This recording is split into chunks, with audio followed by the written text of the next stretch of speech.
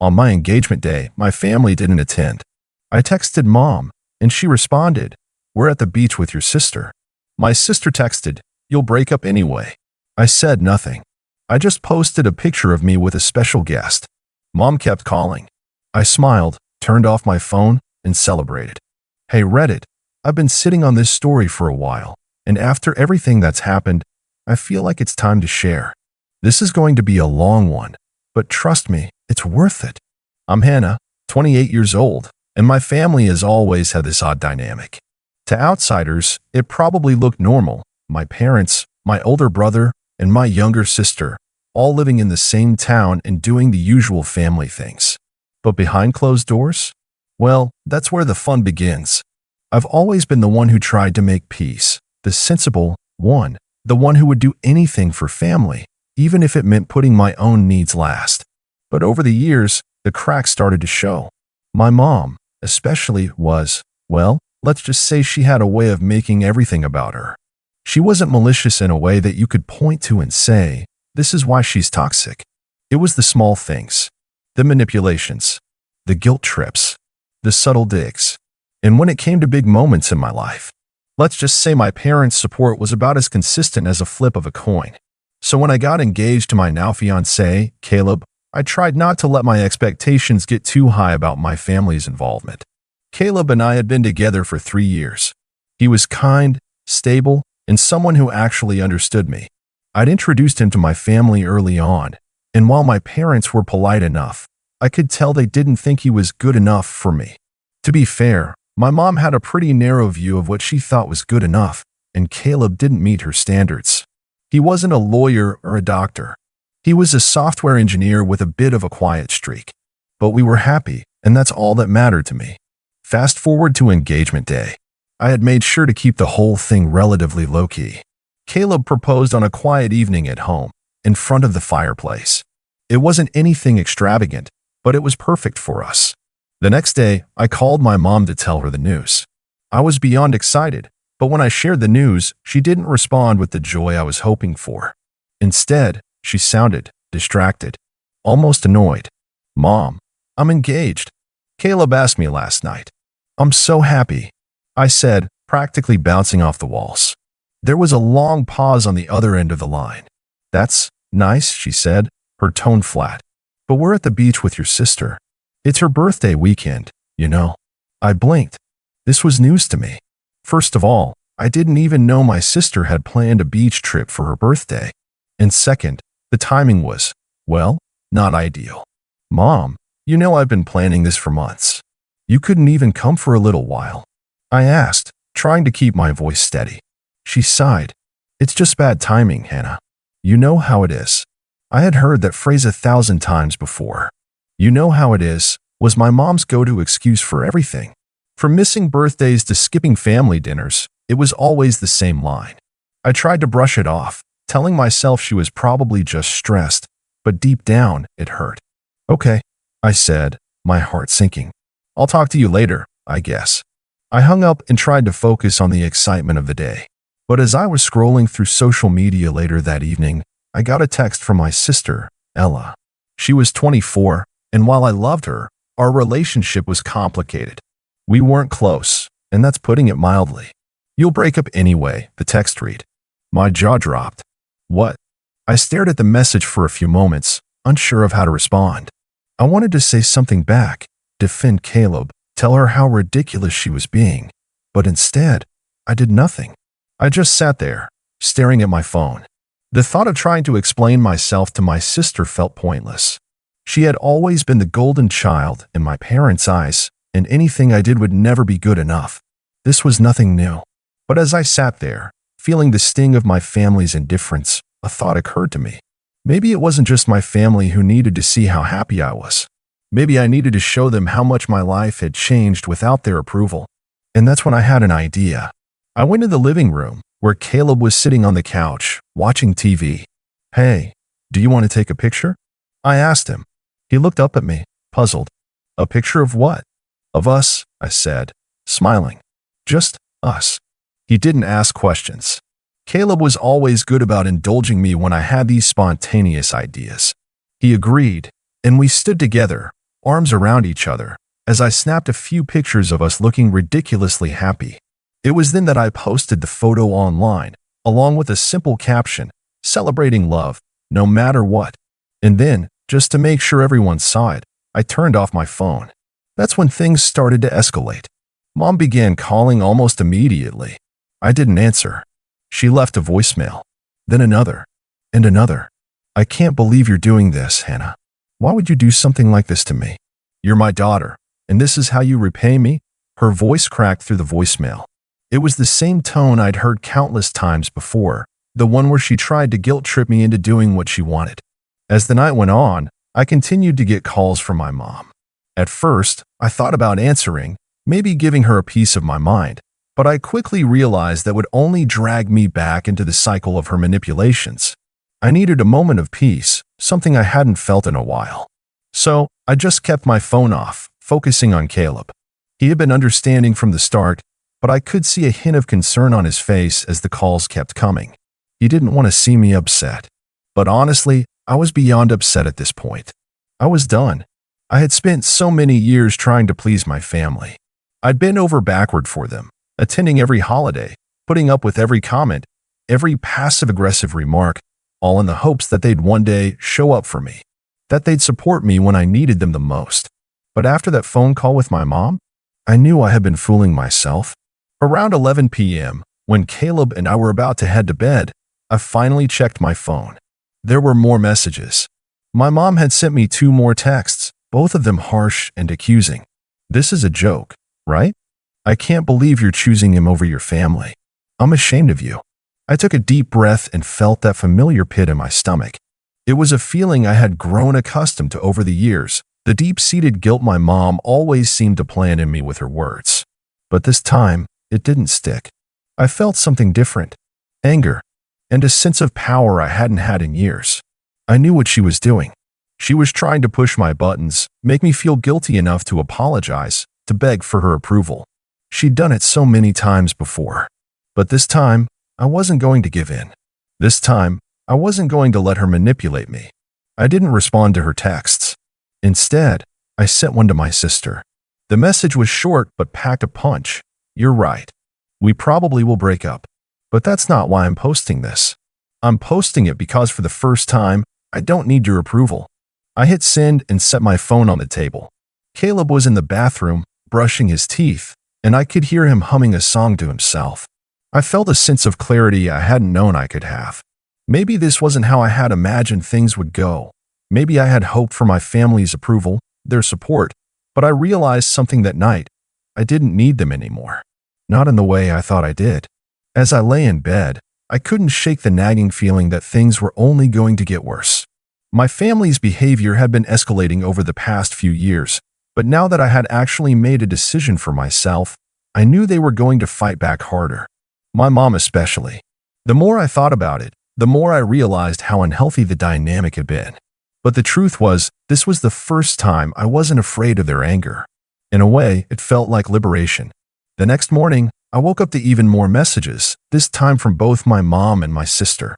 My phone was buzzing nonstop as I tried to eat breakfast, but I didn't pick it up. Caleb noticed my hesitance. Do you want to talk about it? He asked gently, sensing the tension. I looked at him, feeling a mixture of gratitude and frustration. It's just them. They're upset. They always are when I make a decision for myself. Caleb sat down beside me, his arm around my shoulders. I get it, but you don't need to deal with it alone, okay? I'm here for you. I gave him a small smile, grateful for his support, but part of me felt the familiar weight of my family's disapproval creeping in again. I hated that it still had this effect on me, but I promised myself I wouldn't let it control me anymore. By noon, I couldn't put it off any longer. I decided to check the messages. There was one from my mom, this time a voicemail. She sounded frantic, desperate even. Hannah, why are you doing this to me? This is supposed to be a time for family. Why do you always have to make things about you? You know how important this trip with your sister is. She's been so upset lately. Why can't you just let me enjoy one moment without causing a scene? I didn't know whether to feel guilty or frustrated. I had heard this kind of manipulative language from her countless times before. She was trying to make me feel like the bad guy for simply living my life. The guilt trip was her go-to move, and she knew how to make it sting. I scrolled past the voicemail and opened a text from Ella. I don't understand you sometimes. Do you really think Caleb is worth all this drama? You're always doing this. You're always acting like you're the victim. Maybe if you actually cared about your family, you'd put us first for once. It stung. It really did. Ella was always the one who seemed to think I was the problem. The one who had no idea how hard I had worked to maintain any semblance of family unity. And now, it seemed like she was on Mom's side. The guilt bubbled up in my chest, but I quickly squashed it down. This was how it always went. I knew my family was going to turn it into something about them, something about their hurt feelings, but I refused to let them derail me again. Instead of responding, I made a decision. I had already done something out of character by posting that picture of Caleb and me. I wasn't going to back down now. The next few days were a whirlwind of texts and missed calls. My mom and Ella didn't give up. In fact, it felt like they were turning up the heat. At first, I tried to ignore it, but it became impossible. It was as if every message and voicemail was a personal attack, trying to make me second-guess myself. One of the messages from my mom made my blood run cold. You're ruining everything, Hannah. You know your father's not well. He's been feeling worse, and you're making this about you. You can't even show up for your family when we need you the most. Do you want to be known as the daughter who abandoned her parents? You're going to regret this. That one hit harder than I care to admit. My dad had been dealing with some health issues for the past year. It wasn't a secret, and I'd been doing my best to help out where I could. But the way my mom phrased it, she made it sound like I was some heartless person who hadn't been supportive. And the guilt she was trying to pile on me, it was suffocating. I knew my mom. She knew how to hit where it hurt, how to twist the knife just enough to make me feel like the worst person in the world for not doing things her way. But I wasn't going to give in. Not this time. Caleb noticed how I'd been spiraling, but he didn't push me to talk about it. He just gave me space, letting me process. I could see how much he hated seeing me like this, caught between my family's emotional blackmail and my desire to finally stand up for myself. It was a couple of days after that voicemail from my mom when Ella texted me again. This time, the message was cold and dismissive. You've really made your choice, haven't you? I don't know how you can be so selfish. Dad's health is declining, and you're making us all choose between you and him. This is all because of Caleb, isn't it? You're willing to ruin everything for a guy who's just going to let you down eventually. I don't get it. But fine, do whatever you want. I'm done trying to get through to you. At that point, I couldn't ignore the resentment in her words. It wasn't just about Caleb. It was about me. It was always about me. Ella had never really been on my side, and every time I tried to reach out to her, she'd somehow managed to turn it around and make me feel like I was the one to blame. I'd been patient with her for years, hoping that one day we could be close. But now, I could see that it was never going to happen. I stared at my phone, my fingers hovering over the keyboard, wanting to respond, to say something, anything that would make her understand. But deep down, I knew it wouldn't change anything. She had already made up her mind. Instead, I did something that surprised even me. I posted another picture on social media, this time of Caleb and me at a small dinner we'd gone to the night before. We were holding hands, smiling, relaxed. I captioned it, to love and to trust, no matter the noise around us. I felt a sense of calm wash over me after posting it. I wasn't going to keep hiding. I wasn't going to let my family's guilt trip me into silence any longer. Caleb was my partner, and he was the one who supported me, the one who understood me. And no matter what my family said, no matter what they did, I wasn't going to let them take that away from me. But then, the calls started coming again. This time, it wasn't just my mom. My dad called, too. His voice was weak, and I could hear the fatigue in his breath as he spoke. Hannah, why don't you just let us be a part of your life? We've always been there for you, and this is how you repay us. I closed my eyes, trying not to cry. I didn't want to hear this. I didn't want to feel like I was tearing my family apart. But that's exactly what it felt like. It felt like I was the villain in my own story. But when I thought about it more, when I really examined it, I realized that this wasn't about me being selfish. This was about me standing up for myself, something I hadn't done in years. I felt my heart pounding as I held my phone in my hand, the screen lighting up with yet another call from my mom. I stared at the name for a moment, and then, instead of answering, I hit the ignore button. For once, I didn't feel guilty. I felt empowered. Caleb came over and sat next to me on the couch. "You don't have to do this alone," he said softly, his voice steady. I looked at him, and for the first time in a long while, I smiled. "I know," I said, my voice barely a whisper, "but I need to do this." The silence in the house after I turned off my phone was almost deafening. Caleb was beside me, but it felt like my family's words were echoing in my head, ringing louder than anything else. The guilt was still there, lurking in the back of my mind, but it wasn't as suffocating as before. It had started to shift into something else, something sharper, more defined. I had spent so many years waiting for my family's approval, giving them the power to dictate how I lived my life. But now, it felt like I was starting to take that power back. And, I'll admit, the thought of revenge, though I wasn't proud of it, began to take root. I knew the moment I posted that picture with Caleb, my family would come at me with everything they had.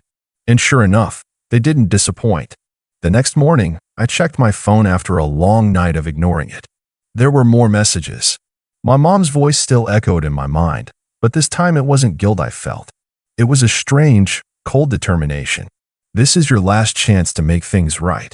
If you want to destroy your relationship with us, then fine. But you'll regret it when everything falls apart. We always warned you about Caleb. You never listened." I didn't reply, though the words stung. But I was done responding, at least for now.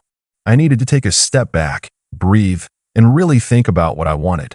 I wasn't going to give them the satisfaction of knowing they still had this much control over me.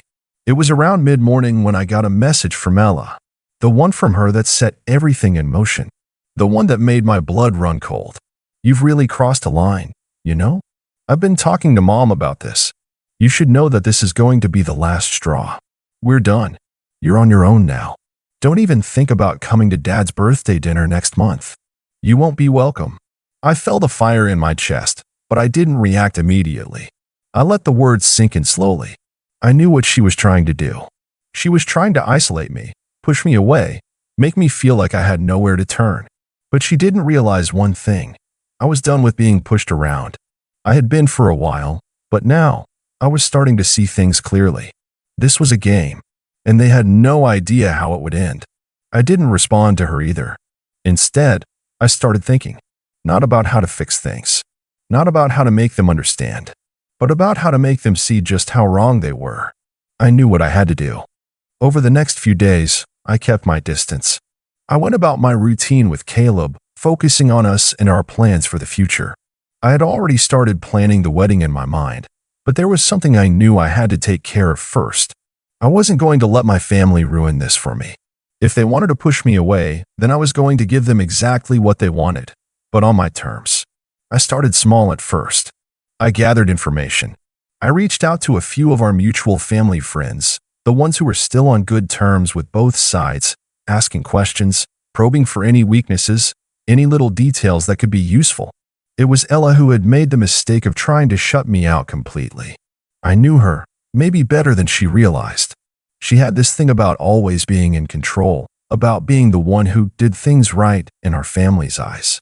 She had the golden child complex, even though I never used that term anymore. I knew she'd never let me get the upper hand. So I began with something simple but effective. I started subtly talking to her friends. It wasn't hard.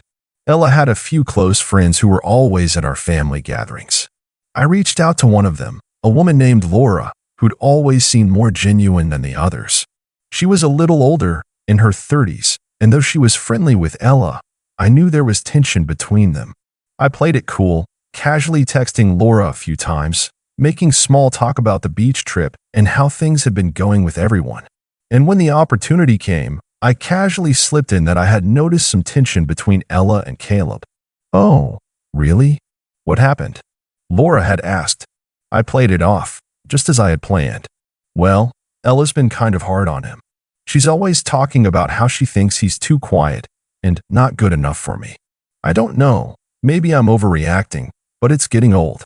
Laura paused before texting back. "Ella's always been that way, you know. She thinks everyone should live up to her standards." I smiled. Laura was a bit of an open book. Now that I had planted that seed in her head, I could already hear it in my mind. She'd pass it on, maybe even tell a few others. It wasn't much, but it was enough to start shaking things up. Enough to make people question Ella's judgment, to make her look like the one stirring the pot instead of me. But I wasn't done yet. I knew Ella's biggest weakness, her need for approval. She craved it from Mom, from Dad, from everyone around her. She lived for the validation that came from being the perfect daughter, the one who always did things right. The problem with that? It made her blind to the cracks in the facade. A few days later, I planted another small detail, this time involving a conversation Ella had with Caleb. I made sure to bring it up during a family dinner, casually mentioning that Ella had said something funny the other day when we were talking. She said she didn't think Caleb would be around much longer. Like, she was certain you two wouldn't last. I didn't mention exactly when or where the conversation had happened. I just let it sit there, like a seed planted in a garden, ready to grow. And sure enough, the next time I saw my mom, she mentioned it. Why does Ella think Caleb isn't good enough for you? I mean, you're not going to listen to her, are you? I knew exactly what I was doing. I wasn't attacking them head on. No, I was letting them do the work themselves. I was making them doubt each other, making them second-guess their own words, their own judgments. Over the next few weeks, I executed my plan carefully. The subtle manipulations, the whispers of doubt, all slowly started to chip away at my family's foundation. What I had done was not dramatic or overt. It was much more insidious. I had let the seeds of distrust grow without their realizing it, and by the time they pieced it all together, it was too late for them to take it back. First, my mom called. I answered this time. Hannah, I don't understand what's going on. Why are you doing this? Why are you trying to destroy everything?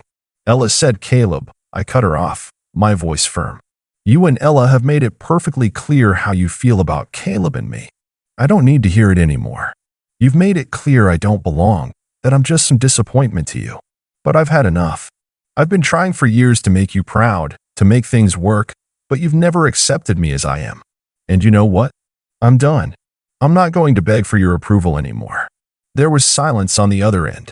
It was rare for me to stand up to her, but now it felt like a weight was lifted off my chest. The years of guilt and manipulation suddenly felt trivial. Well, I guess that's your choice, then, she said, her voice cold. But don't come crawling back when you realize how much you've lost. I hung up without a word. Ella, meanwhile, had started to unravel. Her need for control had turned against her.